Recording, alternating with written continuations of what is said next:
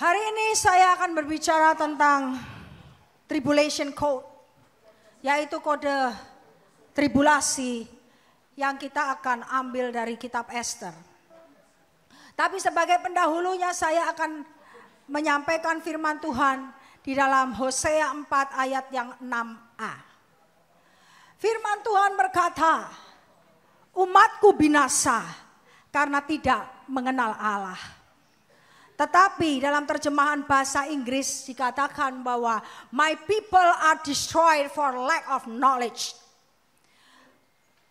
Artinya umatku yaitu umat Allah binasa karena kurang pengetahuan. Kurang pengetahuan akan apa? Kurang pengetahuan yang benar akan Allah. Kurang pengetahuan akan firman Tuhan. Kurang pengetahuan akan rahasia-rahasia yang Tuhan simpan di dalam Alkitab. Kurang pengetahuan akan waktu Tuhan. Iblis berusaha untuk mencuri semua pengetahuan yang perlu diketahui oleh gereja Tuhan. Karena memang tujuan iblis seperti Yohanes 10 ayat 10 berkata bahwa iblis pencuri itu datang hanya untuk mencuri, membunuh dan membinasakan. Maka dari sejak semula iblis berusaha untuk mencuri kebenaran, mencuri pengetahuan itu dari gereja Tuhan. Nah, oleh karena itu kita perlu mengetahui rahasia yang sangat penting mengenai festival-festival Yahudi, karena di baliknya itu ada rahasia yang sangat besar. Kolose 2 ayat 16-17 berkata, karena itu janganlah kamu biarkan orang menghukum kamu mengenai makanan dan minuman atau mengenai hari raya, bulan baru ataupun hari Sabat. Semuanya ini hanyalah bayangan dari apa yang harus datang, sebab sedang wujudnya ialah Kristus. Bapak Ibu harus tahu bahwa semua festival Yahudi itu adalah merupakan perwujudan dari Tuhan Yesus Kristus. Semuanya digenapi dalam kehidupan Tuhan Yesus. Bapak Ibu tidak sadar waktu kita merayakan hari raya Kristen, itu sebenarnya kita lagi merayakan festival Yahudi. Bapak Ibu nggak tahu. Nah, ini yang saya akan buka dengan cepat supaya Bapak Ibu tahu kita bukan ke Yahudian, ya. Kita memperingati hari raya Yahudi untuk memperingati Tuhan Yesus. Dan kita mau tahu apa yang ada di balik hari raya itu supaya kita mempersiapkan diri. Ini rahasia yang sangat besar. Saya akan go through, akan mengulas dengan sangat cepat karena waktu kita terbatas. Tolong organize. Ada 7 festival utama di Israel. Yang pertama itu adalah Paskah atau Passover. Nah, Bapak Ibu boleh catat, boleh foto ini PowerPoint-nya karena saya nggak akan baca. Tuhan Yesus adalah anak domba Paskah yang disalibkan di kayu salib. Jadi waktu kita merayakan Paskah, kita lagi sementara merayakan hari raya Yahudi. Dan hari raya Yahudi yaitu Paskah itu digenapi dalam Tuhan Yesus. Karena hari raya Paskah di dalam hari raya Yahudi itu merupakan gambaran dari Tuhan Yesus. Semua yang ada di perjanjian lama itu digenapi dalam kehidupan Tuhan Yesus. Oke, ini Paskah, ya. Kemudian yang kedua, festival yang kedua, hari raya utama yang kedua adalah hari raya roti tidak beragi atau unleavened bread. Itu ayatnya ada di Imamat 23 ayat yang ke-6. Tuhan Yesus adalah roti yang tidak beragi. Ragi itu berbicara tentang dosa. Tuhan Yesus adalah satu-satunya pribadi yang tidak berdosa dan tidak dikandung dalam dosa. Amin. Dialah roti yang tidak beragi. Jadi festival kedua juga digenapi dalam kehidupan Tuhan Yesus. Ya, ayat-ayatnya Bapak Ibu boleh catat sendiri. Dan Tuhan Yesus mendeklarasikan bahwa Dia adalah sang roti hidup itu. Hari raya yang ketiga, hari raya utama adalah hari raya buah bungaran atau hari raya buah sulung. Tuhan Yesus adalah buah sulung dalam kerajaan Allah. Dia adalah yang sulung yang dibangkitkan dari antara orang mati. Itu ada dalam 1 Korintus 5 ayat 15 ayat 20.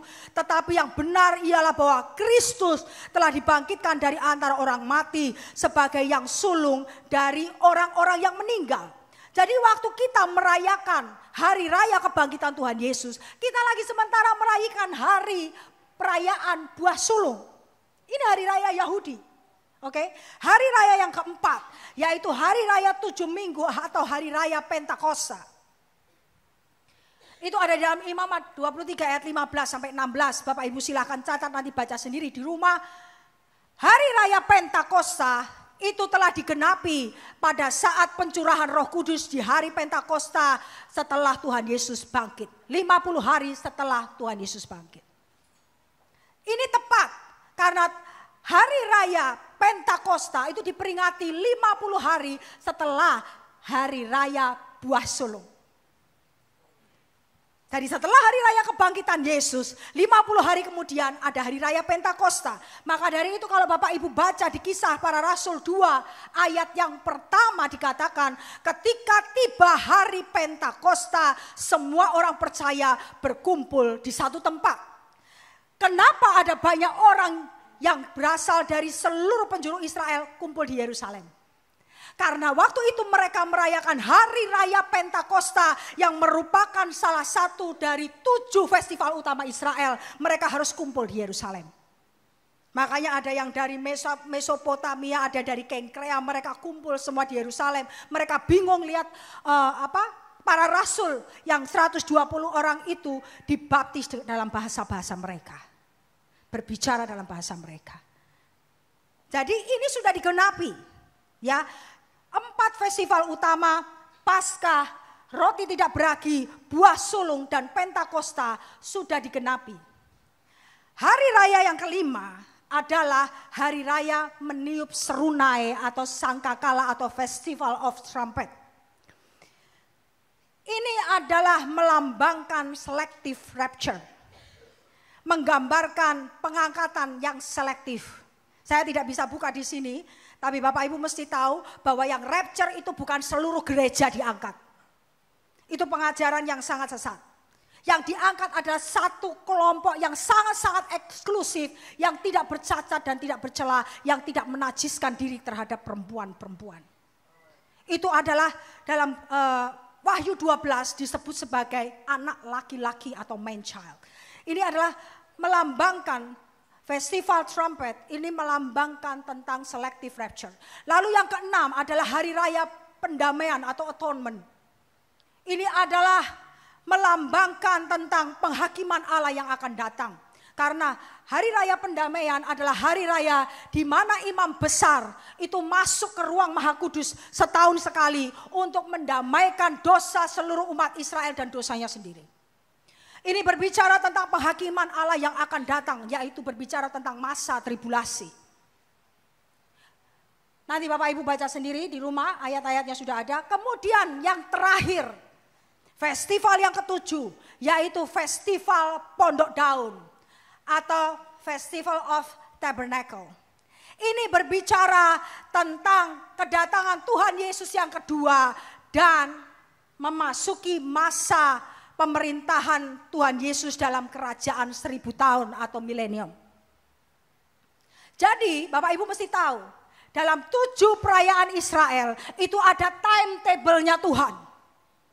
Ada schedule. Ada jadwalnya Tuhan. Di dalam kekekalan Tuhan telah menetapkan itu.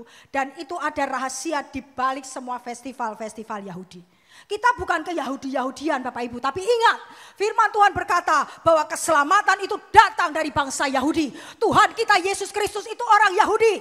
Kita tidak bisa dipisahkan dari Yahudi. Jadi kalau gereja memisahkan diri dengan Yahudi, maaf, tidak alkitabiah. Enggak alkitabiah. Karena firman Tuhan jelas berkata keselamatan datang dari bangsa Yahudi. Nah kemudian di antara ke-7 festival utama itu ada 2 festival minor, yaitu Hanukkah dan Purim. Saya bicara dulu soal Hanukkah. Hanukkah merupakan perayaan yang memperingati pentahbisan kembali bait suci setelah bait suci di Yerusalem dinajiskan oleh seorang yang bernama Antiochus Epiphanes di tahun 167 sebelum Masehi. Jadi Antiochus Epiphanes menggantikan imam-imam Lewi dengan imam-imam Yunani. Dan kemudian menyembelih babi-babi dan membakarnya menjadi korban bakaran bagi dewa Zeus di bait suci di Yerusalem. Kemudian bangkit seorang yang bernama Matias dan kelima orang anaknya, The Maccabees, yang disebut The Maccabees. Dan mereka memerangi Antiochus, mereka bangkit untuk memerangi Antiochus, dan peperangan berjalan selama 3 tahun. Dan puji Tuhan mereka bisa mengambil alih Yerusalem dan bait suci. Lalu mereka mentahbiskan kembali bait suci dan menorah ini dinyalakan. Minyak yang tadinya hanya cukup untuk 1 hari. Terjadi mujizat yang ajaib, minyak yang hanya bisa menyalakan menorah ini selama 1 hari bisa bertahan 8 hari. Sampai proses ritual pentahbisan bait suci itu selesai. Nah, oleh karena itu disebut sebagai the Feast of Light atau festival terang, hari raya terang, atau disebut sebagai hari raya pentahbisan bait suci. Kita sering mendengarnya sebagai Hanukkah. Hanukkah disebut sebagai Jewish Christmas. Jatuh di bulan Kislev tanggal 25. Bulan Kislev itu kurang lebih jatuhnya sekitar bulan Desember. Maka dari itu kalau kita merayakan Natal sebenarnya kita juga lagi sementara merayakan the Festival of Light. Dan Bapak Ibu harus tahu bahkan Tuhan Yesus sendiri juga merayakan Hanukkah. Buktinya ada di dalam Yohanes 10 ayat 22. Kita buka.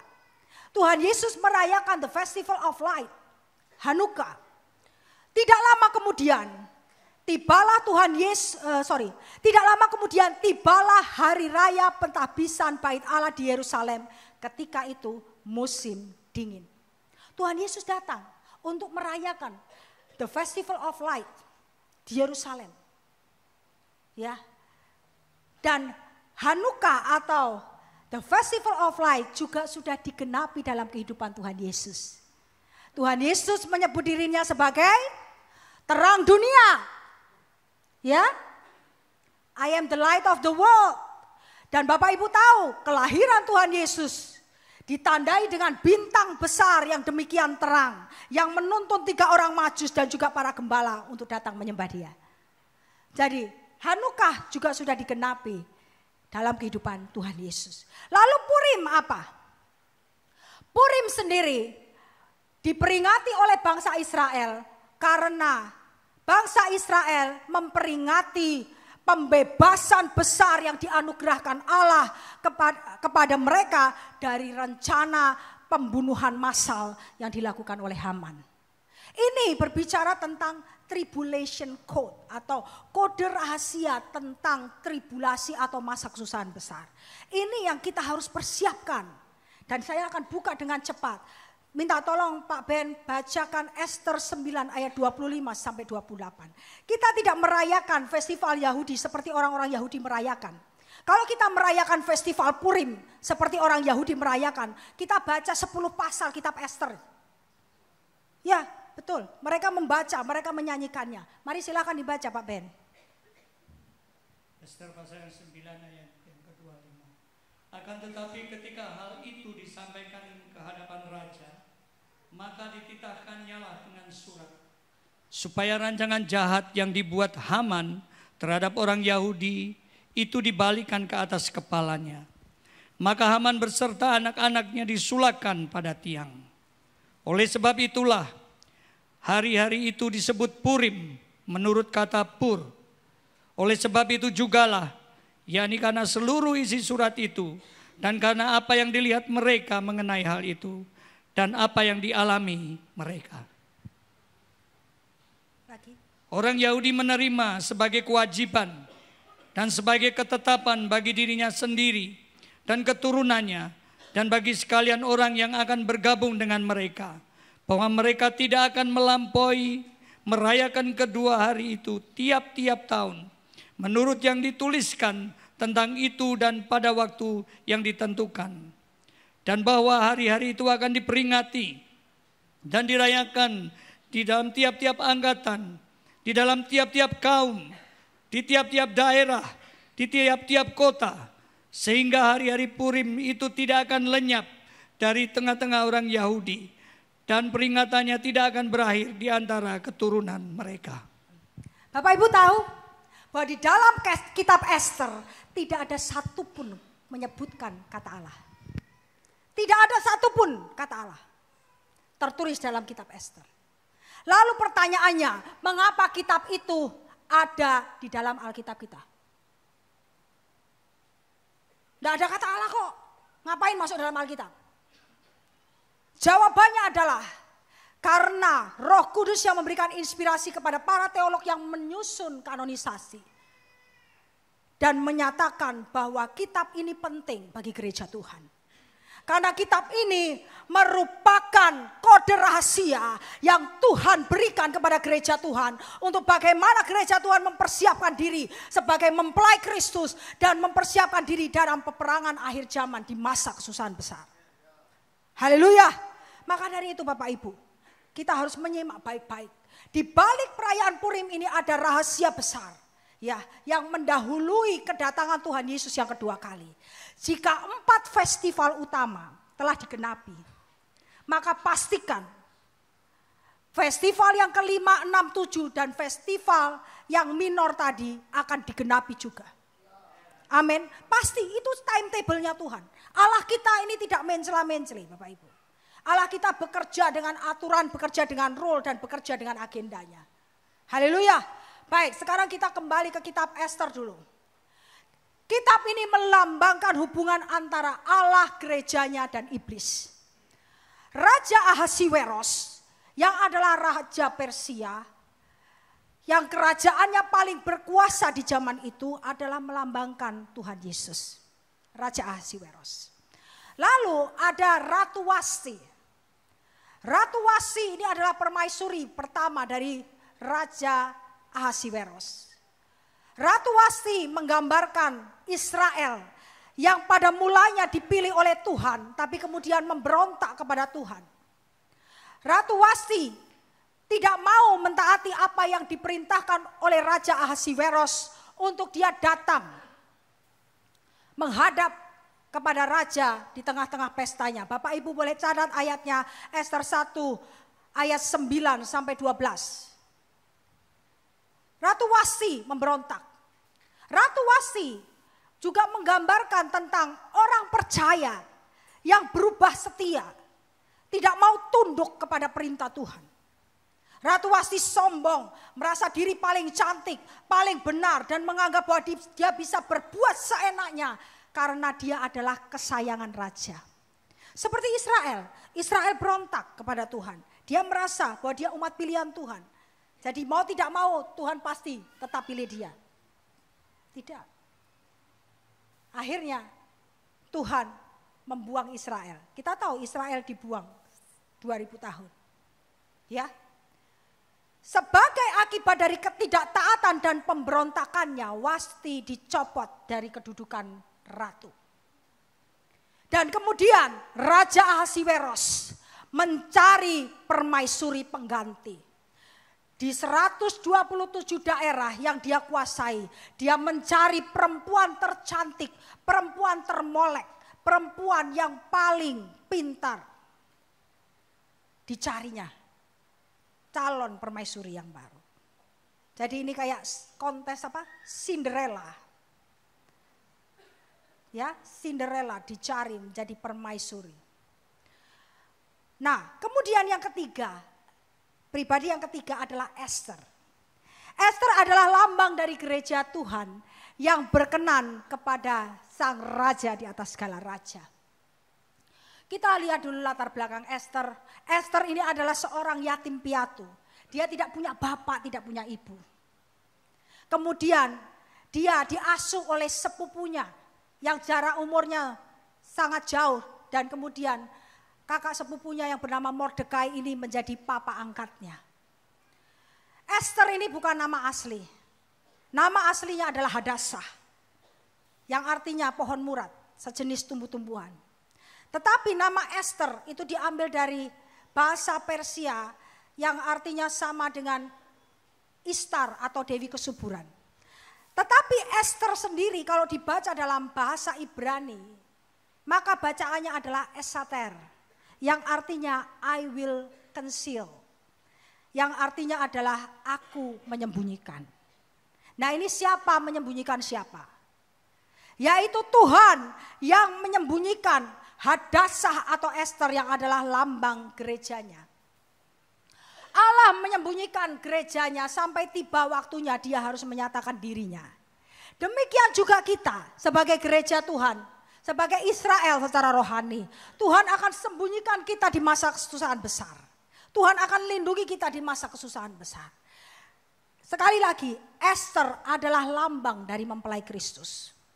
Ada persiapan yang harus dia lakukan sebelum dia menjadi mempelai Kristus. Saya dengan cepat akan menyampaikan ini kepada Bapak dan Ibu. Ada 2 pribadi yang diperlukan oleh Esther untuk mempersiapkan diri. Yang pertama adalah Hegai. Hegai adalah sida-sida raja penjaga para perempuan. Maka sembah para biduanda raja yang bertugas kepada baginda. Hendaklah orang mencari bagi raja gadis-gadis, yaitu anak-anak dara yang elok rupanya. Hendaklah raja menempatkan kuasa-kuasa di segala daerah kerajaannya, supaya mereka mengumpulkan semua gadis, anak-anak dara yang elok rupanya. Di dalam benteng Susan, di balai perempuan, di bawah pengawasan Hegai, sida-sida raja, penjaga para perempuan, hendaklah diberikan wangi-wangian kepada mereka. Dan gadis yang terbaik pada pemandangan raja, baiklah dia menjadi ratu ganti wasti. Hal itu dipandang baik oleh raja dan dilakukanlah demikian. Langsung lompat ke ayat 8-9, Pak. Setelah tita dan undang-undang raja tersiar dan banyak gadis dikumpulkan di dalam benteng Susan di bawah pengawasan Hegai, maka Esther pun dibawa masuk ke dalam istana raja di bawah pengawasan Hegai, penjaga para perempuan.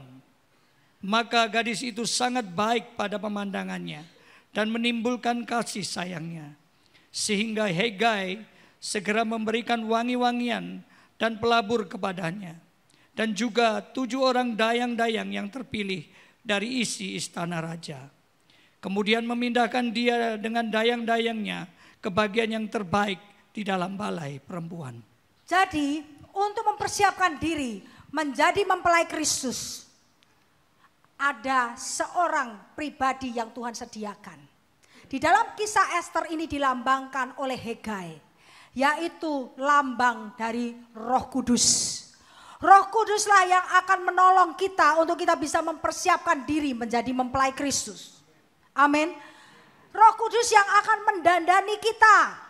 Bagaimana kita harus mempersiapkan diri. Karena Roh Kudus yang paling tahu apa yang paling disukai oleh Tuhan Yesus. Amin. Dan Esther adalah pribadi yang sangat nurut. Dia memiliki teachable spirit. Apapun yang dikatakan Hegai, dia nurut aja. Gak ada ngeyel, gak ada berontak. Makanya dia mendapatkan kasih sayang dari Hegai. Amin. Lalu ada 7 dayang-dayang. Ini menggambarkan 7 roh Tuhan. 7 roh Tuhan yang diberikan kepada kita di dalam Yesaya 11 ayat 2. Yaitu roh Tuhan, roh hikmat dan pengertian, roh nasihat dan keperkasaan, roh pengenalan dan takut akan Tuhan. Jadi Roh Kudus yang menolong kita untuk menjadi mempelai Kristus. Nah, setelah itu ada masa preparation. Itu adalah masa persiapan pribadi kita untuk menjadi mempelai Kristus. Persiapan di dalam kitab Esther ini 12 bulan atau 1 tahun. Ya, Bapak Ibu bisa baca sendiri nanti di ayat 12-13. Dalam waktu 12 bulan ini, perempuan-perempuan yang masuk sebagai finalis permaisuri Persia, permaisuri Raja Persia, ini harus mempersiapkan diri selama 12 bulan untuk direndam dengan wangi-wangian, di scrub, di facial, spa, pijat, lulur, semua detox ya setiap hari, Bapak Ibu. Setiap hari harus di-scrub, dipijet, harus di-detox ya, direndam dengan wangi-wangian. Supaya apa? Semua bau-bau yang kecut, yang asem dari kelek kita, ya, dari kaki kita itu semuanya hilang karena direndam dengan wangi-wangian. Jadi semua wangi-wangian itu masuk sampai ke pori-pori kita, bahkan masuk sampai ke kulit kita yang di dalam ini. Yang pertama, 6 bulan pertama direndam dengan minyak mur. Mur itu adalah wangi-wangian yang dipakai untuk membalsam mayat. Jadi artinya apa? Pada waktu seseorang mau mempersiapkan diri menjadi mempelai Kristus, dia harus mati bagi daging. Amin. Tidak ada orang yang tidak mau mati bagi daging bisa jadi mempelai Kristus. Harus mati bagi daging. Roma 8 ayat 5 sampai 8. Sebab mereka yang hidup menurut daging memikirkan hal-hal yang dari daging. Mereka yang hidup menurut roh memikirkan hal-hal yang dari roh. Karena keinginan daging adalah maut, tetapi keinginan roh adalah hidup dan damai sejahtera. Sebab keinginan daging adalah perseteruan terhadap Allah, karena ia tidak takluk kepada hukum Allah. Hal ini memang tidak mungkin baginya. Mereka yang hidup di dalam daging tidak mungkin berkenan kepada Allah. Amin. Maka dari itu, kalau kita masih hidup dalam daging, tidak mau mati bagi daging, kita ini seteru Allah, seteru itu musuh. Ya, sekarang ada yang mau kawin dengan musuh enggak? Ada film waktu itu Sleeping with the Enemy, tidur dengan musuh. Itu aja nggak mau, ya kan? Tuhan kita juga sama. Kalau kita masih hidup dalam daging, Tuhan tidak berkenan kepada kita. Maka dari itu, syarat utama dari seorang mempelai Kristus adalah mati bagi daging dan hidup oleh roh. Kemudian 6 bulan yang kedua, dia harus direndam dalam minyak kasai. Minyak kasai itu merupakan campuran antara kemenyan dengan kayu manis. Kemenyan itu berbicara tentang ukupan. Kemenyan itu merupakan rempah yang dibakar dalam ukupan yang artinya doa. Ya, jadi direndam dalam minyak kasai, yaitu adalah kehidupan seorang percaya yang berdoa. Dan kemenyan ini baru keluar wanginya setelah dibakar. Ya, Bapak Ibu. Kemenyan itu baru wangi setelah dibakar. Demikian juga kita sebagai orang percaya, kehidupan doa kita baru teruji betul-betul saat kita keluar dari dapur api pencobaan. Pada saat kita ada dalam dapur api, apa respon kita?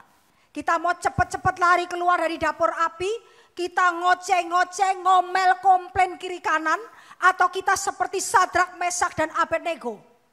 Ketika ada di dalam dapur api, mereka bersuka cita dan ada satu pribadi yang menemani mereka, yaitu Tuhan Yesus sendiri.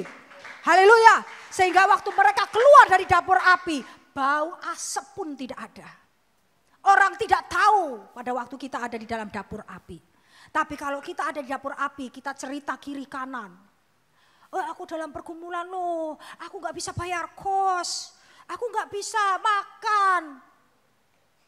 Itu baunya kemana-mana. Ya, tapi kalau kita meskipun harus puasa terpaksa, bibir mulut kita tetap mengucap syukur, haleluya, puji Tuhan, kita masih tetap tersenyum. Itulah seperti Sadrak, Mesak, dan Abednego. Dan itu adalah kehidupan kemenyan itu, kehidupan doa yang teruji dalam dapur api. Haleluya. Lalu yang berikutnya, kayu manis campuran yang kedua, itu digunakan untuk parfum, obat, dan bumbu. Kayu manis, ya.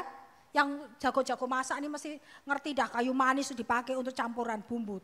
Terutama yang makanan dari Ambon ya Pak ya, kayu manis. Karena suami saya pernah beli kayu manis, saya tanya buat apa? Sudah Ale diam saja. Ale saya tahu masak. Oh ya sudah. Tapi ya enggak dibikin juga kayu manis ya. Nah, kayu manis itu melambangkan kebaikan. Amin. Hidup yang manis. Hidup yang jadi berkat buat orang. Orang senang dengan keberadaan kita. Karena kehidupan kita ini manis, perkataan kita manis. Haleluya. Nah itulah yang harus dipersiapkan sebagai mempelai Kristus. 1 tahun, the whole year. Itu artinya seluruh kehidupan kita harus dipersiapkan untuk menjadi mempelai Kristus. Haleluya. Dengan itu tadi, mur dan minyak kasai. Doa dan kehidupan yang ada di dalam dapur api yang tahan uji. Itu harus ada dalam kehidupan mempelai Kristus. Dan kehidupan yang manis yang menghasilkan buah-buah yang baik. Lalu pribadi yang berikutnya di dalam kitab Esther, Mordekai. Mordekai apa-apa angkatnya Esther adalah bapa rohani. Di dalam kehidupan kita sebagai orang percaya, siapa bapa rohanimu? Siapa bapa rohanimu? Mordekai itu pengasuh Hadasa. Dan dia mengasuh Hadasa dengan sangat baik. Dia mengasihi Hadasa seperti anaknya sendiri. Mereka mempunyai hubungan bapa dan anak rohani yang sangat kuat. Dan Esther juga sangat menghormati dan taat kepada Mordekai. Amin. Ketaatannya kepada Mordekai, ayah rohaninya, yang membuat dia sukses menjadi permaisuri Raja Persia. Yang membuat dia sukses juga nanti kita akan lihat menyelamatkan bangsanya. Kemudian pribadi yang kelima, ini yang Bapak Ibu mesti harus perhatikan sungguh-sungguh, yaitu Haman. Haman ini melambangkan antikristus. Seperti antikristus yang menginginkan dan memaksa semua orang untuk tunduk menyembah kepada dia, demikianlah Haman. Esther 3 ayat 1-2. Sesudah peristiwa-peristiwa ini, maka Haman bin Hamedata, orang Agag, dikaruniailah kebesaran oleh Raja Ahasiweros, dan pangkatnya dinaikkan serta kedudukannya ditetapkan di atas semua pembesar yang ada di hadapan Baginda. Dan semua pegawai raja yang di pintu gerbang istana raja berlutut dan sujud kepada Haman, sebab demikianlah diperintahkan raja tentang dia. Tetapi Mordekai tidak berlutut dan tidak sujud. Ya. Jadi Haman ini benar-benar lambang dari iblis. Lambang dari antikristus yang memaksakan setiap orang untuk harus sujud menyembah kepada dia. Hanya satu pribadi yang tidak sujud menyembah, yaitu Mordekai. Karena dia adalah anak Allah, dia bangsa Israel. Dia tahu bahwa yang harus disembah hanya Israel, Allah Israel di dalam nama Tuhan Yesus Kristus. Ya, Haman ini adalah orang Agag, dia bukan orang Persia, orang Agag. Dan Agag adalah raja orang Amalek. Agag ini adalah gelar yang diberikan kepada keturunan Raja Amalek. Dan orang Amalek seperti kita tahu adalah anak dari Esau. Jadi ini keturunan dari Esau. Kita tahu Esau adalah orang yang dibenci oleh Tuhan. Karena apa? Karena hidupnya yang benar-benar mengumbar hawa nafsu daging. Menjual hak kesulungan hanya untuk semangkok kacang merah. Kemudian selanjutnya kita lihat Esther 3 ayat 5 dan 6. Kita lihat bagaimana Haman begitu bernafsu untuk membunuh Mordekai dan seluruh orang Yahudi. Tolong Pak, ayat 5-6. Ketika Haman melihat bahwa Mordekai tidak berlutut dan sujud kepadanya, maka sangat panaslah hati Haman. Tetapi ia menganggap dirinya terlalu hina untuk membunuh hanya Mordekai saja. Karena orang telah memberitahukan kepadanya kebangsaan Mordekai itu.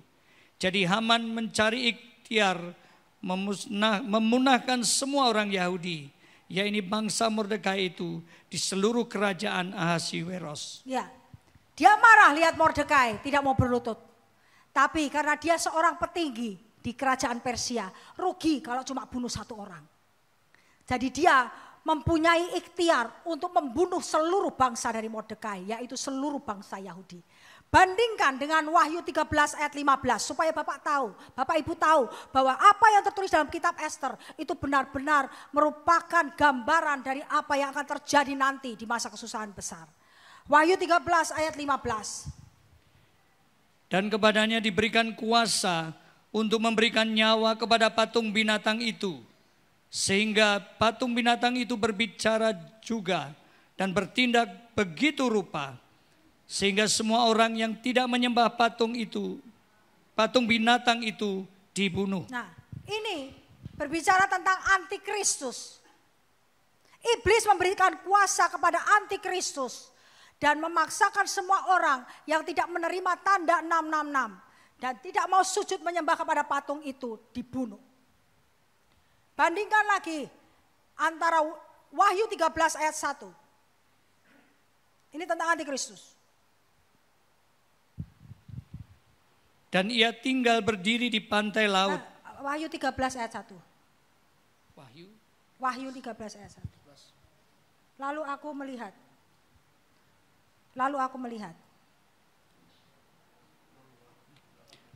aku melihat seekor binatang keluar dari dalam laut, bertanduk 10 dan berkepala 7.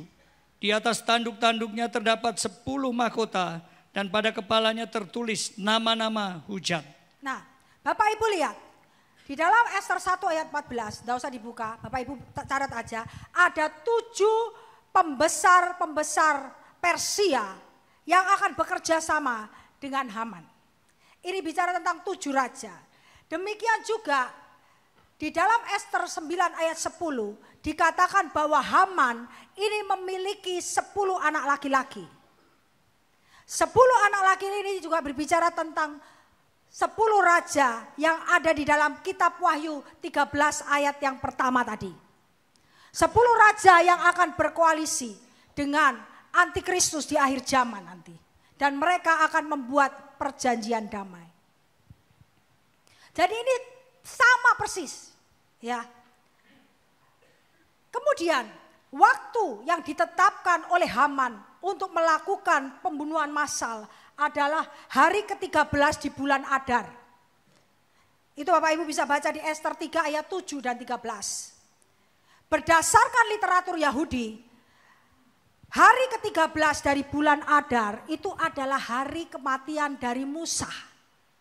Jadi sengaja Haman menetapkan hari itu menjadi hari pembunuhan massal dengan tujuan untuk mengolok-olok bangsa Yahudi. Musa adalah pembebas orang Yahudi, pada saat hari kematiannya dipakai untuk membunuh orang-orang Israel. Mau dipakai untuk olok-olok. Nah, mari saya beritahu Bapak Ibu apa yang sementara terjadi di dunia kita sekarang ini. Kita tahu bahwa tanggal 6 Desember 2017 Presiden Donald Trump telah memindahkan ibu kota Israel dari Tel Aviv ke Yerusalem.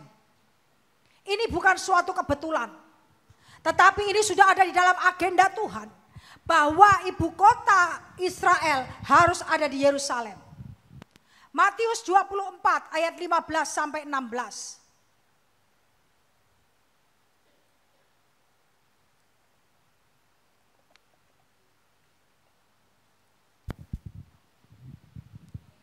Jadi apabila kamu melihat pembinasa keji berdiri di tempat kudus dan menurut firman yang disampaikan oleh Nabi Daniel, para pembaca hendaklah memperhatikannya. Maka orang-orang yang di Yudea haruslah melarikan diri ke pegunungan. Nah, pembinasa keji berdiri di tempat kudus itu adalah antikristus yang berdiri di bait suci Yerusalem. Jadi bait suci di Yerusalem harus berdiri kembali. Amin. Dan antikristus harus menguasai bait suci itu. Daniel 9 ayat 27. Saya bacakan saja.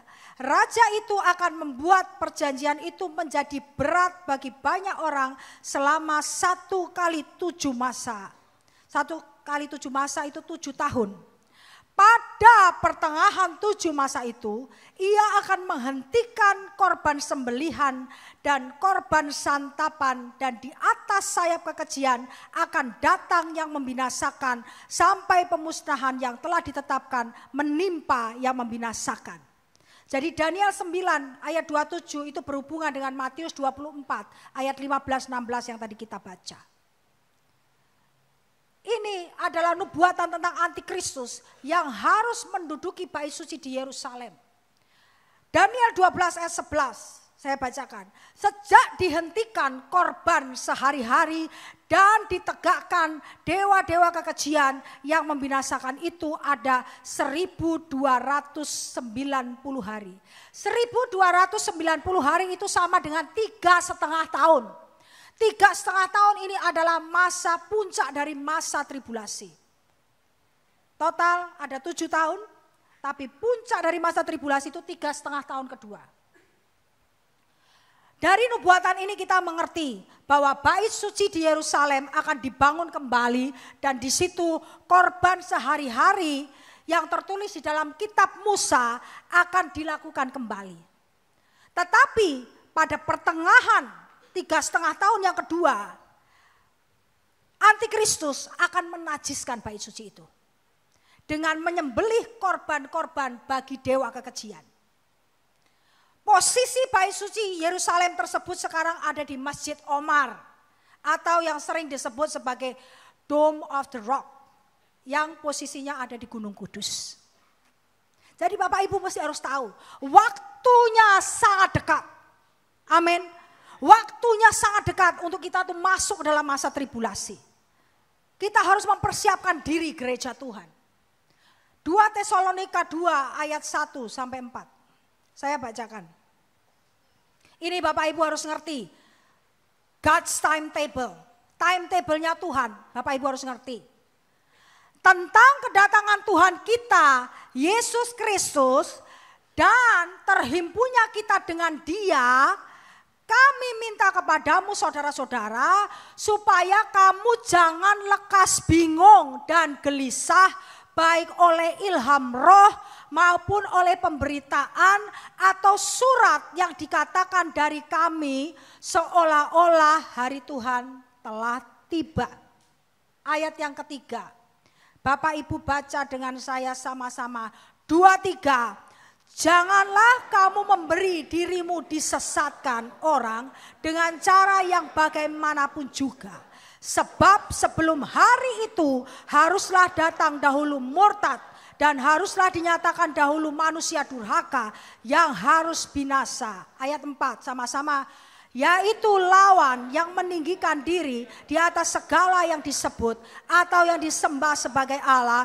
Bahkan ia duduk di bait Allah dan mau menyatakan diri sebagai Allah. Hari itu adalah hari kedatangan Tuhan Yesus yang kedua kali. Amin. Ayat 3 jelas-jelas mengatakan sebelum hari itu haruslah datang dahulu murtad. Yang harus datang dahulu adalah antikristus. Jadi pengajaran yang mengatakan bahwa gereja terangkat Tuhan Yesus datang sebelum masa kesusahan besar itu tidak alkitabiah. Karena jelas-jelas saat ini mengatakan antikristus harus datang mendahului rapture. Mendahului Tuhan Yesus datang kedua kali untuk menjemput gerejanya. Yang diangkat seperti yang saya katakan tadi adalah selective rapture. Orang-orang yang benar-benar memiliki kualitas yang spesial, yang tidak bercacat, tidak bercela. Yaitu yang disebut sebagai golongan anak laki-laki di dalam Wahyu 12 ayat yang kelima. Saya nggak bisa bukakan. Nanti kalau mau bikin seminar aja soal akhir zaman. Ya. Jadi Bapak Ibu harus tahu, kita harus gereja harus mempersiapkan diri. Kita akan masuk ke dalam masa tribulasi. Tapi kalau kita hidup sungguh-sungguh di dalam Tuhan, kita nggak perlu takut karena Tuhan akan menyembunyikan kita. Tuhan akan melindungi kita. Amin. Kita kembali ke kitab Esther.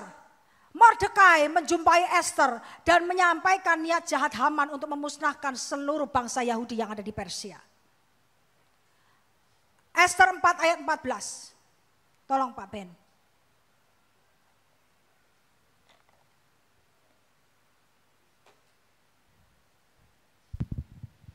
Sebab sekalipun engkau pada saat ini berdiam diri saja, bagi orang Yahudi akan timbul juga pertolongan dan kelepasan dari pihak lain.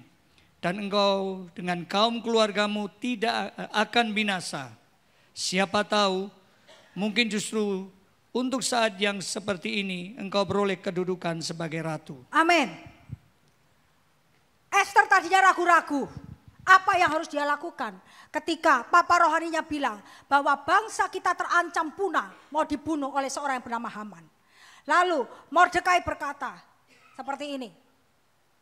Ya, siapa tahu mungkin justru untuk saat yang seperti ini engkau beroleh kedudukan sebagai ratu. Ini juga sama pertanyaan dari Tuhan. Siapa tahu mungkin justru untuk saat seperti ini engkau jadi orang percaya. Engkau menjadi penatua. Engkau menjadi gembala senior. Amin. Ini pertanyaan untuk kita. Di dalam puasa Esther, saya baru selesai puasa Esther. Terima kasih untuk Bapak Ibu yang sudah mendukung saya dalam doa. Tuhan menyingkapkan tentang final weapon, yaitu senjata pamungkas untuk mengalahkan kuasa iblis. Tuhan berbicara kepada saya bahwa gereja Tuhan sudah terlalu lama menjadi impoten. Padahal kita memiliki omnipotent God. Kita memiliki Allah yang maha kuasa. Tetapi iblis melucuti gereja Tuhan. Sehingga gereja Tuhan menjadi tidak berdaya. Bukannya powerful tapi powerless. Bukannya berkuasa tapi tidak punya kuasa. Apa yang menyebabkan kita menjadi seperti ini? Gereja kehilangan kuasanya. Karena gereja telah begitu terhisap dengan keinginan daging, keinginan mata, dan keangkuhan hidup yang merupakan kesenangan duniawi. 1 Yohanes 2 ayat 16. Ya, keinginan daging, keinginan mata, dan keangkuhan hidup. Gereja Tuhan saat ini berada di posisi seperti bangsa Israel yang dijajah oleh bangsa Persia. Tidak berjaya. Dilucuti, kita dijajah. Kuasa dan otoritas yang Tuhan sudah berikan kepada gereja dilucuti oleh iblis tanpa kita sadar. Karena kita terlalu mengumbar kesenangan duniawi. Kita terlalu fokus kepada hal-hal yang duniawi. Saat Anda mendengarkan firman Tuhan pagi hari ini, ada 2 respon yang Anda bisa ambil. Respon yang pertama adalah berlari untuk menggenapi firman Tuhan itu dan berkata, "Ya Tuhan, saya mau." Atau respon yang kedua, Anda berlari meninggalkan firman Tuhan itu seperti Yunus yang akhirnya tertidur di tengah-tengah badai topan yang melanda kapalnya. Semua orang heboh tapi Yunus tidur. Pada waktu Anda mengambil keputusan untuk berlari meninggalkan firman Tuhan dan tidak peduli kepada firman Tuhan, maka saya beritahu, the slumbering spirit, yaitu roh yang tertidur, roh yang bobok, itu akan menyergap Anda. Anda tidak sadar dengan apa yang lagi sementara terjadi di tengah-tengah Anda. Anda tidak sadar dengan apa yang lagi sementara Tuhan kerjakan di tengah-tengah Anda. Oleh karena itu saya berdoa, pada waktu Anda mendengarkan firman Tuhan pagi hari ini, berkatalah, "Ya Tuhan, saya mau." Amin. Saya mau responi firman Tuhan. Esther 4 ayat 16. Inilah final weaponnya. Esther 4 ayat 16, "Pergilah, kumpulkanlah semua orang Yahudi yang terdapat di Susan dan berpuasalah untuk aku. Janganlah makan dan janganlah minum 3 hari lamanya, baik waktu malam, baik waktu siang. Aku serta dayang-dayangku pun akan berpuasa demikian. Dan kemudian aku akan masuk menghadap raja, sungguh pun berlawanan dengan undang-undang. Kalau terpaksa aku mati, biarlah aku mati." Esther berkata, "Saya akan puasa 3 hari 3 malam tidak makan." Tapi Esther berpesan kepada Mordekai untuk memerintahkan seluruh bangsa Israel yang ada di Persia untuk ikut berpuasa dengan dia. Inilah the final weapon. Inilah senjata pamungkas itu. Saya beritahu Bapak Ibu Saudara, antikristus memang belum muncul sekarang. Tetapi rohnya itu sudah ada sejak zaman purbakala. Roh antikristus sudah ada dari zaman dahulu kala yang berusaha untuk membunuh orang-orang yang diurapi oleh Tuhan. Membunuh orang-orang kudusnya Tuhan. Gereja Tuhan terlalu nyaman dengan diri sendiri. Tinggal dalam zona nyaman, sibuk dengan urusan sendiri. Dan tidak peduli kepada hal-hal yang rohani. Menganggap bahwa urusan untuk menginjil, urusan untuk mendoakan orang, urusan untuk memperlebar kerajaan Allah, itu adalah urusan dari para full time, urusan dari para penatua dan gembala-gembala. Ini salah. Ini yang membuat gereja jadi impoten, Bapak Ibu. Ini yang membuat gereja menjadi tidak berdaya. Gereja jadi bulan-bulanan iblis dan tidak punya kuasa untuk mengusir iblis. Menyedihkan sekali. Padahal kuasa dan otoritas itu telah diberikan kepada kita sebagai anak-anak Allah. Nah, Tuhan sudah memberikan senjata yang paling ampuh kepada gerejanya, yaitu dengan doa dan puasa. Tetapi gereja banyak yang tidak mengerti dan bahkan tidak mau mengambil senjata pamungkas ini. Kita lihat buktinya. Kita lihat buktinya. Di dalam Ester 9 ayat 5 sampai 10, bagaimana powerfulnya kuasa doa dan puasa yang dilakukan oleh Ester dan seluruh bangsa Israel. Dampaknya ini seperti ini. Ester 9 ayat 5 sampai 10. Maka orang Yahudi mengalahkan semua musuhnya. Mereka memukulnya dengan pedang, membunuh dan membinasakannya. Mereka berbuat sekehendak hatinya terhadap pembenci-pembenci mereka. Di dalam benteng Susan saja orang Yahudi membunuh dan membinasakan 500 orang. Juga Parsandata, Dalfon, Aspata, Porata, Adalia, Aridata, Parmasta, Arisai, Aridai dan Waizata. Ke-10 anak-anak Haman bin Hamedata, seteru orang Yahudi, dibunuh oleh mereka. Tetapi kepada barang rampasan tidaklah mereka mengulurkan tangan. Lihat, bangsa yang tadinya mau di bumi hanguskan, dibinasakan. Karena kuasa doa dan puasa, itu dibalikkan keadaannya. Justru bangsa yang mau dimusnahkan, membinasakan musuh-musuh mereka. Dahsyat banget. Haleluya. Ini adalah kuncinya, doa dan puasa. Kita lihat Matius 17 ayat 19 sampai 21. Saya bacakan aja. Kemudian murid-murid Yesus datang dan ketika mereka sendirian dengan dia, bertanyalah mereka, "Mengapa kami tidak dapat mengusir setan itu?" Ia berkata kepada mereka, "Karena kamu kurang percaya. Sebab aku berkata kepadamu, sesungguhnya sekiranya kamu mempunyai iman sebesar biji sesawi saja, kamu dapat berkata kepada gunung ini, pindah dari tempat ini ke sana, maka gunung ini akan pindah. Dan takkan ada yang mustahil bagimu." Ayat 21, baca sama-sama. 2, 3, jenis ini tidak dapat diusir kecuali dengan berdoa dan berpuasa. Bapak Ibu, yang bicara soal ayat ini adalah Tuhan Yesus sendiri. Masalah utama di dalam ayat yang barusan kita baca, yang pertama adalah tidak percaya. Terjemahan bahasa Indonesia LAI terlalu melunakkan. Dibilang kurang percaya, bukan kurang percaya, unbelief, tidak percaya. Nah, inilah masalah gereja Tuhan. Sudah diberi kuasa oleh Roh Kudus, tapi tidak percaya kalau kuasa itu ada di dalam dirimu. Mendoakan orang ragu-ragu. Dalam nama Yesus. Tidak percaya, mana setannya pergi. Ngusir setan itu dengan otoritas. Dalam nama Yesus pergi.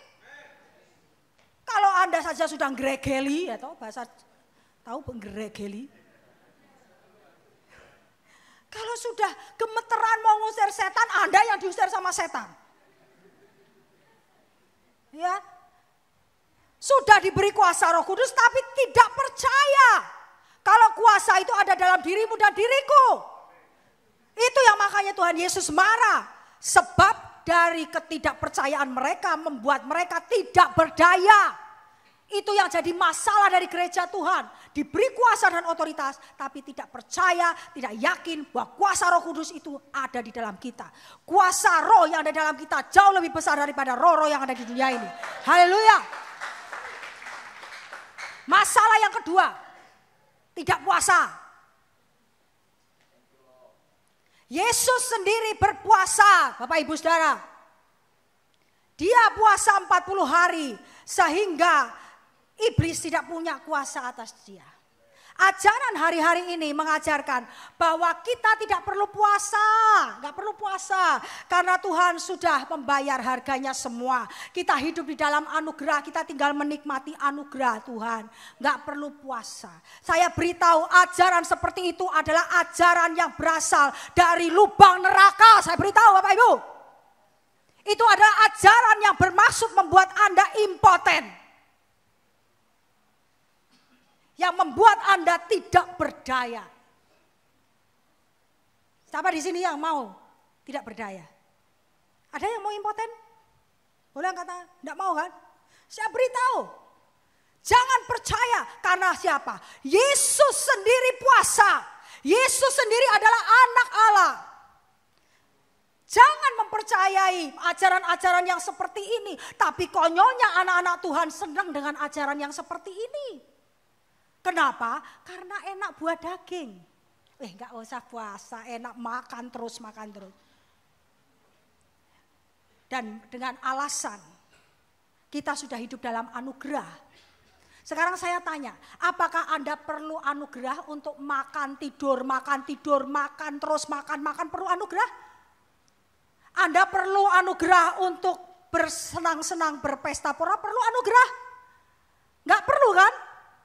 Anda perlu anugerah untuk berpuasa panjang dan untuk berdoa syafaat. Anda perlu anugerah untuk mematikan daging. Anugerah yang Tuhan kasih itu gak murahan Bapak Ibu.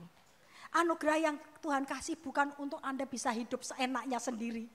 Makan turu, mangan turu. You know mangan turu. Ya. Tidak perlu anugerah yang kayak begitu. Ya. Nah, sekarang saya tanya. Mengapa kita perlu puasa? Karena puasa itu adalah cara untuk mematikan kedagingan. Amin. Nah, saya tunjukkan. Manusia bisa tidak berhubungan seks bertahun-tahun. Manusia bisa nggak nonton TV bertahun-tahun, bisa. Manusia bisa nggak pergi jalan-jalan ke mall bertahun-tahun? Bisa. Tapi saya tanya, bisa nggak manusia nggak makan bertahun-tahun? Hah? Manusia harus makan setiap hari, kan? Nah, makanya itu kenapa puasa itu mematikan kedagingan. Kemudian, manusia pertama Adam itu jatuh dalam dosa. Karena apa? Karena kebanyakan makan. Betul kan? Manusia pertama Adam itu jatuh karena banyak makan pun masih jatuh dalam hal makanan. Tuhan berkata semua pohon di taman ini kamu boleh makan kecuali satu pohon ini kamu gak boleh makan. Dia makan semua buah yang ada di sana. Masih jatuh dalam hal makanan. Bagaimana dengan Adam terakhir Tuhan Yesus? Adam pertama kalah oleh iblis gara-gara makanan. Adam terakhir yaitu Tuhan Yesus Kristus menang atas iblis karena puasa. Tepuk tangan. Haleluya. Sekarang kita mau jadi seperti Adam pertama atau Adam terakhir? Adam terakhir puasa. Amin. Yang tepuk tangan cuma Pak Waljen. Jadilah seperti Adam terakhir. Tidak ada cara untuk mengalahkan iblis selain berdoa dan puasa. Saya beritahu doa dan puasa adalah senjata pamungkas untuk mengalahkan iblis. Bapak Ibu lihat kemarin minggu lalu di BBF yang pertama. Ada seorang ibu yang membuang dirinya ke api. Dia ayan dari umur 6 tahun. Dia epilepsi. Lalu sejak itu dia dibawa dari dukun ke dukun, dari dukun ke dukun. Dan ketika umur 17 tahun dia mulai membuang diri ke dalam api. Saya layani dia. Dan Debbie bilang, Mi lihat tangannya semuanya ini melepuh. Bekas bakar, terbakar. Dia sampai sini. Dia menoreh-noreh mukanya, badannya dengan pisau. Yang seperti ini tidak bisa diusir asal-asalan. Saya beritahu Bapak Ibu, roh jahat di pulau ini bukan sekelas tuyul dan bayul. Ya, bukan sekelas kolor hijau wewe gombel. Ini benar-benar roh jahat yang levelnya tingkat tinggi. Kalau Bapak Ibu tidak mau bayar harga dengan doa dan puasa, yang kayak begini tidak bisa dibebaskan. Saya nangis melihat ibu ini. Waktu saya puasa, saya berdoa, Tuhan berikan kuasa dan otoritas kepada gerejamu untuk membebaskan orang-orang seperti ini. Bayangkan, belasan tahun hidup seperti itu, buang diri ke dalam api. Itu seperti yang tertulis dalam Alkitab. Dan kita dibutuhkan oleh orang-orang di luar sana. Kita dibutuhkan Bapak Ibu. Jangan cuek bebek, jangan berkata ini bukan urusan saya. Saya beritahu pada waktu kita melakukan ini, maka pembebasan juga akan terjadi dalam kehidupan rumah tanggamu. Pembebasan terjadi dalam kehidupanmu secara pribadi. Engkau yang selama ini terikat dengan hal-hal yang sementara diikat oleh iblis, perbudakan. Iblis menekan dengan segala roh stres, roh depresi, menekan dengan sakit penyakit, menekan dengan kebangkrutan, dengan kerugian, dengan roh perzinahan dan sebagainya. Tuhan akan mampu membebaskan Anda pada saat Anda mau ambil tanggung jawab ini. Haleluya. Tuhan tidak menginginkan posisi defensif. Tuhan tidak menginginkan posisi kita bertahan terus. Tapi Tuhan menginginkan kita untuk ada dalam posisi ofensif atau menyerang. Bapak Ibu lihat apa yang dilakukan Esther. Esther tahu bahwa iblis mulai menyerang. Dia bukan ya sudah pasrah dah, mati ya mati. Bukan gitu. Tapi saya beritahu Bapak Ibu, dia bangkit untuk serang balik. Puasa itu adalah peperangan. Amin. Puasa itu adalah peperangan. Puasa adalah suatu bentuk tindakan peperangan yang menolong kita membersihkan langit sehingga pesan Tuhan dapat masuk ke hati seluruh umat. Saya bersaksi, waktu hari pertama saya mulai puasa Esther kemarin. Saya lagi pujian penyembahan. Saya rasa di atas saya ini langit itu suram dan ada kayak semacam burung-burung gagak yang terbang di atas saya ini. Saya bahasa roh selama 1 jam. Saya bahasa roh selama 1 jam. Dan kemudian pelan-pelan langit itu mulai bersih. Burung-burung gagak itu mulai pergi. Saya percaya bahwa keputusan saya untuk berpuasa itu membersihkan atmosfer alam roh di atas saya pribadi dan bahkan di atas gereja Tuhan. Haleluya. Itu baru saya yang puasa. Bagaimana powerfulnya kalau seluruh jemaat Tuhan berpuasa. Anda bisa membersihkan atmosfer seluruh Bali. Haleluya. Derek Prince berkata, puasa menolong orang Kristen untuk menerima arahan dan kuasa dari Roh Kudus. Bapak Ibu, pada waktu Anda berpuasa, Anda mematikan kedagingan Anda. Telinga Anda akan lebih peka untuk mendengarkan tuntunan Roh Kudus, bukan apa yang dikatakan oleh dunia ini. Anda jadi lebih peka. Jadi ibaratnya radio itu frekuensinya tuh sama. Anda bisa dengar. Tapi kalau Anda mangan babi guling, habis itu sate babi kecap dan babi yang lain, maka yang Anda akan dengarkan adalah besok ke babi oke ya. Terus besoknya lagi coba ya. Aduh, itu yang akan Anda dengar Bapak Ibu Saudara. Ya. Dengan kata lain, puasa membawa baik jiwa dan tubuh kepada penguasaan Roh Kudus. Dengan menyingkirkan penghalang-penghalang kedagingan. Puasa membuka jalan untuk kuasa Roh Kudus yang tanpa batas untuk bekerja sesuai dengan janji-janji Allah yang jauh melebihi di atas yang bisa kita pikirkan. Puasa memposisikan manusia pada kerendahan hati untuk lebih tepat menerima kepenuhan kehendak Allah bagi hidup kita. Amin.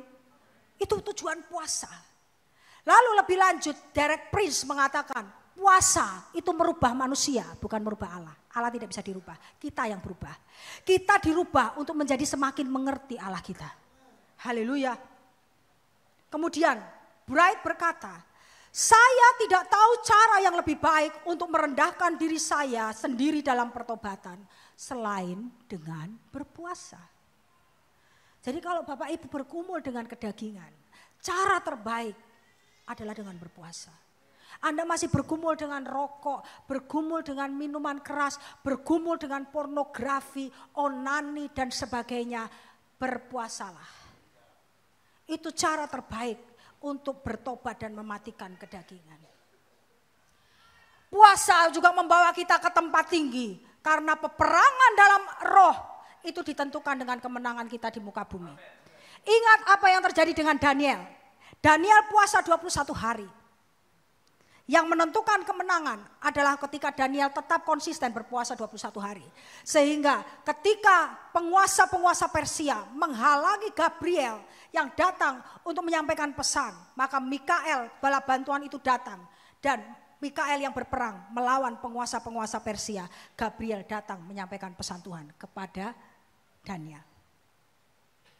Itu yang terjadi.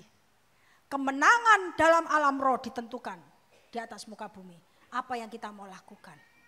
Ya. Bapak Ibu, Tuhan sudah menyingkapkan kepada saya sejak 4 tahun yang lalu.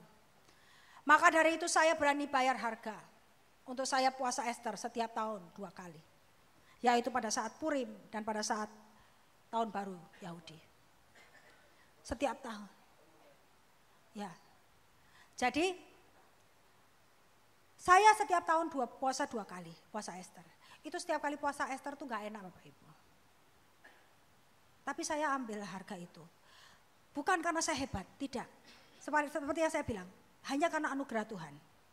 Tapi saya mau bersaksi hari ini. Ini puasa ke-7 yang saya ambil. Dan saya menyiapkan khotbah di tengah-tengah saya puasa Ester. Menjelang saya mau selesai hari Jumat, saya masih ketik. Tiba-tiba perut saya ini sakit muntir, kayak dipuntir perut saya ini. Padahal 6 kali saya puasa Ester tidak pernah terjadi yang seperti itu. Saya biasa aja. Dipuntir perut saya ini, lambung saya sakitnya luar biasa. Jam 1 saya selesai puasa Ester, tambah sakit. Lalu saya angkat perjamuan kudus. Setiap hari saya hanya makan 1 hosti dan 1 cup kecil dari anggur perjamuan. Itu yang saya makan. Dan saya deklarasikan di hadapan Tuhan. Tuhan, saya tidak makan dari makanan jasmani, tapi saya makan dari tubuh dan darah Kristus. Firman-Mu berkata bahwa tubuhmu adalah makanan yang tidak dapat binasa dan darahmu adalah minuman yang tidak dapat binasa. Sekarang aku berdoa dalam nama Yesus Tuhan. Semua penyakit sakit di lambung saya ini sembuh dalam nama Yesus Tuhan. Iblis mengintimidasi saya. Kamu mau ngajarin umatmu doa puasa, kamu sendiri sakit perut loh. Kamu mau bikin jemaatmu sakit perut semua. Saya bilang, tangking dalam nama Yesus, penipu dalam nama Yesus, pergi. Saya tetap tumpang tangan di perut. Perut saya sakit dan Bapak Ibu tahu, maaf ya. Ini sudah menjelang saya selesai. Saya bisa diare. Saya BAB. Saya pengalaman saya 6 kali puasa Ester. Saya tidak BAB setelah hari kedua. Apa yang mau dicerna? Tidak ada yang masuk. Tapi ini anehnya, 5 jam menjelang saya buka, itu saya bisa diare Bapak Ibu. Tidak pernah terjadi, perut saya sakit, tapi saya tumpang tangan. Saya basah roh, saya sambil meringkuk, saya basah roh. Saya tergoda untuk buka puasa duluan. Tidak, saya enggak buka puasa duluan. Saya buka jam 6 sore tepat, mulai minum air putih dulu. Dan saya baru mulai makan makanan padat, makan nasi jam 7. Apa yang terjadi? Setelah itu ya saya sembuh sendiri. Penyakit lambung pergi setelah saya makan buka puasa, saya minum norit sekali. Selesai Bapak Ibu. Kemarin saya pergi dengan Bu Acen dan Pak Adi makan ikan bakar, sambal saya hajar. Hari ini saya bisa berdiri khotbah. Saya beritahu, iblis hanya cuma bisa menipu. Jangan percaya kalau kamu puasa sakitlah, inilah itulah. Hei, jangan percaya omongan iblis. Tapi sekarang bangkit bersama-sama dengan saya. Kita harus berdoa dan puasa secara korporasi. Saya undang Bapak Ibu Saudara, setiap kali kita adakan Bali Blessing Festival, mari kita berdoa dan puasa secara korporasi. Amin. Semua jemaat, tidak cuma pendoa-pendoa syafaat, tidak cuma Bapak Lewi Muti, Pak Noldi yang adalah diaken BBF atau penatua-penatua, semua jemaat, mari kita puasa sama-sama. Doa dan puasa korporasi itu ibaratnya seperti bom atom, Bapak Ibu. Bapak Ibu tahu ketika peperangan meningkat, bom atom itu senjata pamungkas. Pada waktu Perang Dunia Kedua, pihak sekutu ngebom Hiroshima dan Nagasaki, betul ya? Begitu Hiroshima dan Nagasaki dibom atom, selesai sudah. Perang Dunia Kedua selesai. Pihak sekutu menang. Demikian juga pada saat kita berpuasa korporasi, doa dan puasa korporasi, maka kita lagi melepaskan bom atom ke atas pulau ini. Penguasa-penguasa di pulau ini akan luluh lantak dan menyerah kepada kita. Jiwa-jiwa akan datang. Amin. Dan saya beritahu, kuasa dan otoritas Tuhan akan percayakan kepada gerejanya dengan lebih masif lagi. Saya rindu, tidak cuma saya dan Pak Henry, tapi seluruh jemaat Tuhan. Seluruh jemaat Tuhan bisa ngusir setan. Seluruh jemaat Tuhan bisa mendoakan yang sakit dan yang sakit sembuh. Haleluya. Itu kerinduan kami. Kami hanya memperlengkapi Bapak Ibu. Tapi Bapak Ibu yang berhubungan secara langsung dengan jiwa-jiwa di luar sana. Bapak Ibu yang melakukan pekerjaan pelayanan. Bukan cuma sekedar melakukan pekerjaan pelayanan. Tapi kuasa dan otoritas Allah yang nyata. Itu benar-benar terjadi dalam kehidupanmu. Mari bangkit berdiri. Bapak Ibu, saya beritahu, Tuhan tidak akan tanya berapa banyak depositomu di bank. Tuhan tidak akan tanya berapa kilo engkau punya emas. Tuhan gak akan tanya berapa sertifikat rumahmu. Tuhan gak akan tanya berapa banyak bisnismu. Tapi Tuhan akan tanya kepadamu. Tuhan akan tanya, berapa banyak jiwa yang sudah kau bawa kepada Yesus. Tuhan akan tanya, berapa banyak jiwa yang kau sudah gembalakan. Berapa banyak kali engkau telah menyaksikan nama Yesus. Itu yang Tuhan akan tanya, Bapak Ibu Saudara. Saya benar-benar merasakan dalam roh saya, bahwa ketika gereja ini bangkit dalam doa dan puasa korporasi, maka sesuatu yang dahsyat akan terjadi. Tuhan akan kirimkan tuaian raya. Haleluya. Saya tidak bisa sendiri, Pak Henry tidak bisa sendiri, Bapak Ibu. Mari kita sama-sama bergandengan tangan seperti Esther yang mengundang seluruh bangsa Israel untuk berpuasa bersama-sama. Dan mereka mengalami kelepasan besar. Mereka mengalami pembebasan. Mari kita sama-sama bergandengan tangan untuk melihat pembebasan datang di pulau ini. Haleluya.